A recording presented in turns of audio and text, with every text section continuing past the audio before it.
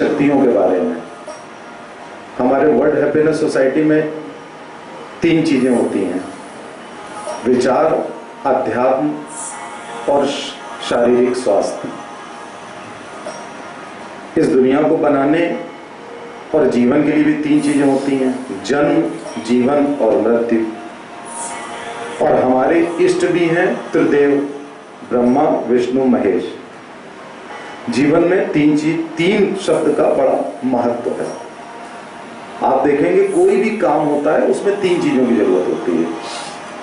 आप एक दिया जलाइए, 3 चीजों की जरूरत होती है: तेल की, बत्ती की और अग्नि की। दिया जल जाता है। अग्नि को ले लीजिए, आग जलती है, 3 चीजों की जरूरत होती है: आग की चिंगारी की, वस्तु की जिसमें आग लग रही हो, और ऑक्सीजन। 3 चीजों से आग जलती है।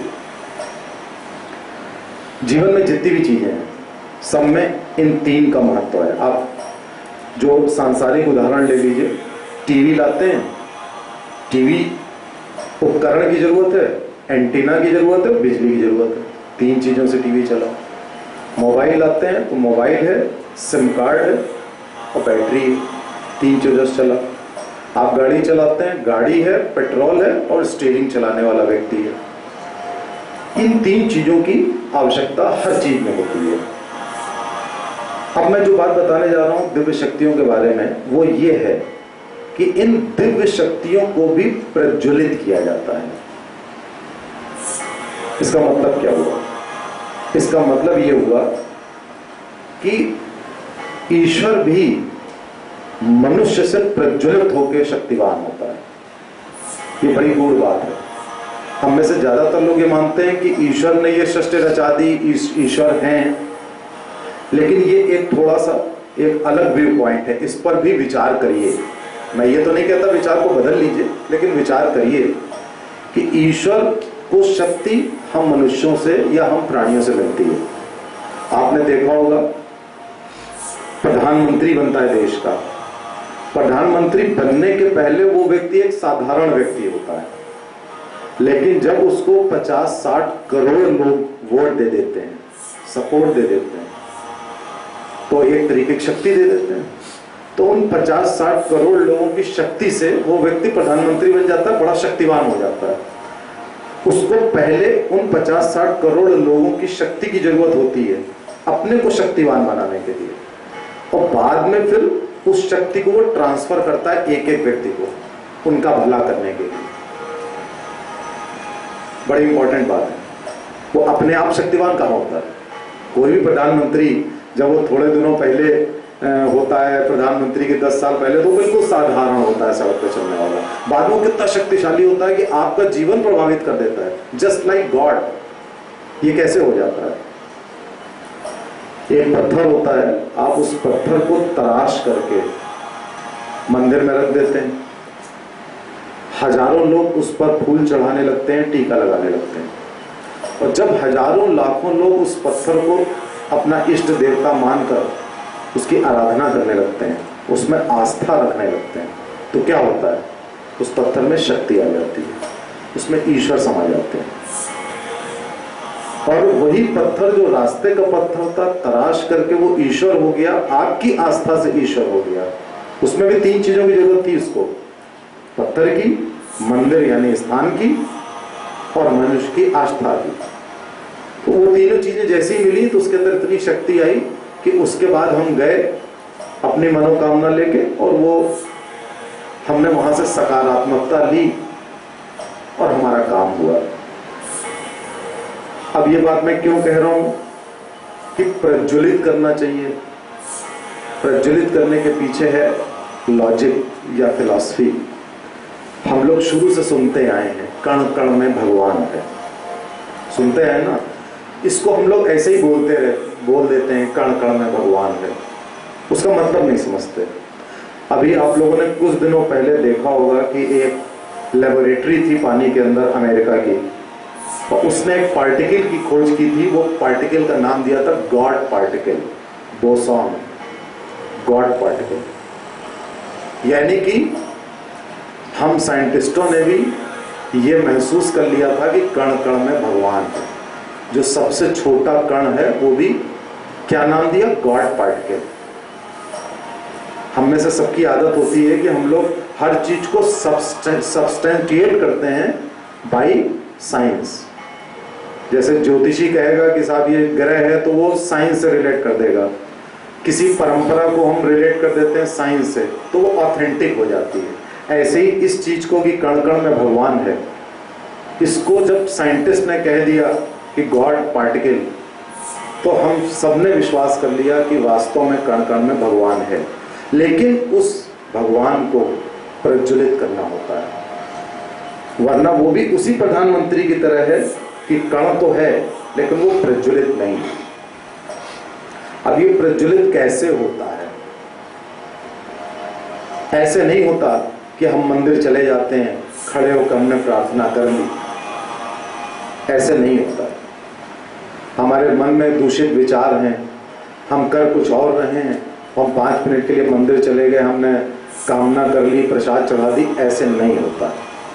ये जो क्या बोलते हैं आडंबर, आडंबरों से दिव्य शक्तियां प्रज्वलित नहीं होती, उनको प्रज्वलित करने का तरीका दूसरा होता है। आप कोई भी कार्य करते हैं तो 3 चीजों की आवश्यकता होती है। उन 3 चीजों के माध्यम से ही ईश्वर यानी गॉड पार्टिकल भी प्रज्वलित होते हैं, दिव्य शक्तियां भी प्रज्वलित होती हैं। ये 3 कार्य हैं।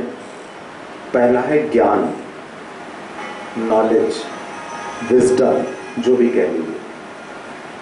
दूसरा कार्य है कर्म, कार्य करना, एक्शन, वर्किंग हार्ड, जो भी कह लीजिए।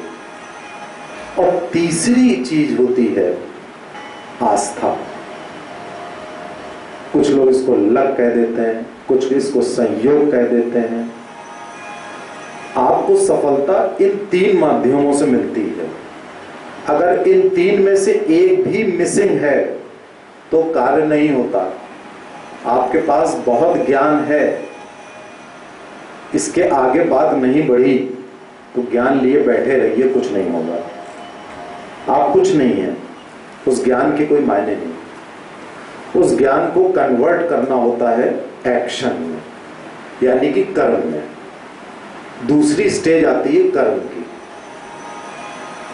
ये दोनों करने के बाद भी आपको अक्सर सफलता नहीं मिलती। मैं आपको एक उदाहरण बताऊं इसका। अभी एक एग्जाम था, एक इम्तिहान में 2 स्टूडेंट थे। 241 नंबर पे आखिरी सिलेक्शन होना था और जो 2 स्टूडेंट थे उसमें से एक स्टूडेंट के नंबर आए 240.6 और दूसरे मित्र के आए 240.4। कंप्यूटर ने लेस देन 5 को 240 कर दिया, मोर देन 5 को यानी कि 240.6 को 241 कर दिया। दोनों व्यक्तियों में के ज्ञान में और कर्म में कोई फर्क नहीं था। एक सेलेक्ट हो गया, एक रिजेक्ट हो गया। अक्सर आप पूछते हैं आप लोग कि यार बहुत काम किया, कुछ हुआ ही नहीं है, लक साथ नहीं देता। ये जो तीसरा फैक्टर है, इस फैक्टर को आप चाहे भाग्य कह लें, चाहे लक कह लें, किस्मत कह लें या आस्था कह लें। बेटर वर्ड होगा आस्था। क्यों? आस्था का मतलब होता है सकारात्मकता के साथ विश्वास। केवल विश्वास करना बहुत अच्छी बात नहीं होती। जब आप पॉजिटिव होकर विश्वास करते हैं, उस पॉजिटिविटी में गॉड पार्टिकल आ जाता है। वो पॉजिटिविटी में इतने वाइब्रेशंस होते हैं कि जो दिव्य शक्तियों को हिला देते हैं, जो एक प्रधानमंत्री बना देते हैं। प्रधानमंत्री हर व्यक्ति का काम नहीं करता, हर व्यक्ति का काम नहीं कर पाता, कुछ लोगों का कर देता है। ऐसी दिव्य शक्तियां भी होती हैं, उनको भी हिलाया जाता है, उनको पावरफुल बनाया जाता है। लेकिन दिव्य शक्तियों के लिए भी ये तीसरा पॉइंट उतना इंपॉर्टेंट नहीं है जितने पहले 2 पॉइंट हैं कि आपका सकारात्मक ज्ञान, आपके सत्कर्म और उसके बाद सकारात्मक आस्था। जब ये तीनों चीजें मिल जाती हैं तो आपके पीछे दिव्य शक्तियां होती हैं। मैंने एक बार कहा था कि दिव्य शक्तियां आपके आगे नहीं होती, आपके पीछे होती हैं। दिव्य शक्तियां मानव शरीर तलाश रही होती हैं, मानव या जीव किसी का भी शरीर तलाश रही होती है, कि वो पार्टिकल तलाश रहा होता है कि मैं कहां चला जाऊं। वो ईश्वर तलाश रहे होते हैं मैं किस में चला जाऊं। इसीलिए जितने भी ईश्वर हुए हैं, भगवान राम कृष्ण, सब जीव ही तो थे, मनुष्य ही तो थे। हनुमान जी भी जीव ही तो थे। तो उनमें वो गॉड पार्टिकल गया। ये शक्तियां हमारे पीछे होती हैं। जैसे ये शक्तियां देखती हैं कि इस व्यक्ति में सकारात्मक ज्ञान है, इसमें सत्कर्म है, इसमें सेवा है और दूसरों की भलाई करने का जज्बा है, और इसके अंदर एक सकारात्मक आस्था है। सकारात्मक आस्था होती है तो आपके अंदर एक आत्मबल और आत्मविश्वास होता है। आप कहते हैं ये काम हो के रहेगा, हे ईश्वर मैंने ये काम कर दिया, अब तेरे हाथ में। तो आप उस पार्टिकल को ताकत देते हैं, आप उस ईश्वर को बनाते हैं। बड़ी अजीब सी बात है, हो सकता है आप डिसएग्री कर जाएं कि ईश्वर को आप बना रहे हैं। हम अब तक सुनते आए ईश्वर हमें बनाता है, और मैं यहां उल्टी बात कह रहा हूं कि मनुष्य ईश्वर को बना रहा है। ईश्वर है, एग्जिस्ट करता है, हर जगह एग्जिस्ट करता है, लेकिन बनाने वाले हम जीव जंतु ही हैं, किसी एक लॉजिक के हिसाब से। एब्सोल्यूट लॉजिक कुछ नहीं होती इस दुनिया में। मैं एक व्यू पॉइंट आपको बता रहा हूं। तो इस त्रिदेव की इंपॉर्टेंस समझिए। इन तीन चीजों की इंपॉर्टेंस जीवन में हर चीज में। आप किचन में खाना बनाओ, तीन चीजों की इंपॉर्टेंस। आप कहीं जा रहे हो, तीन चीजों की इंपॉर्टेंस। आप कोई भी कार्य कर रहे हो, तीन चीजों। आपको बच्चा पढ़ रहा है, तीन चीजों की इंपॉर्टेंस होगी हमेशा। उन तीन चीजों को तलाशिए। दो चीज आप तलाश लेंगे और तीसरी चीज मैं बता रहा हूं, सकारात्मक होकर आस्था विकसित कर लो। पहली दो चीजें कर लो। कोई भी काम जीवन में ऐसा नहीं है जो 99.9% ना हो, ऐसा हो ही नहीं सकता। और जब इन तीन चीजों को विकसित करके ईश्वर के पास जाते हो तो उस मंदिर में भी आप सकारात्मकता फैला देते हो। वीरेंद्र जी ने भी 3 दिन पहले, हमारे गुरु वीरेंद्र जी ने 3 दिन पहले एक बहुत अच्छी बात मुझसे कही और मैंने पकड़ ली कि मंदिर हम क्यों जाते हैं? ईश्वर तो हमारे अंदर है, कण-कण में, तो मंदिर क्यों जाते हैं? क्यों? क्योंकि मंदिर में चाहे अच्छा आदमी जाए, चाहे बुरा आदमी जाए, चाहे क्रिमिनल जाए, चाहे किलर जाए, लेकिन वहां जाता है तो उसके पास सकारात्मक विचार होते हैं। वो जरा सी भी निगेटिविटी लेकर नहीं जाता।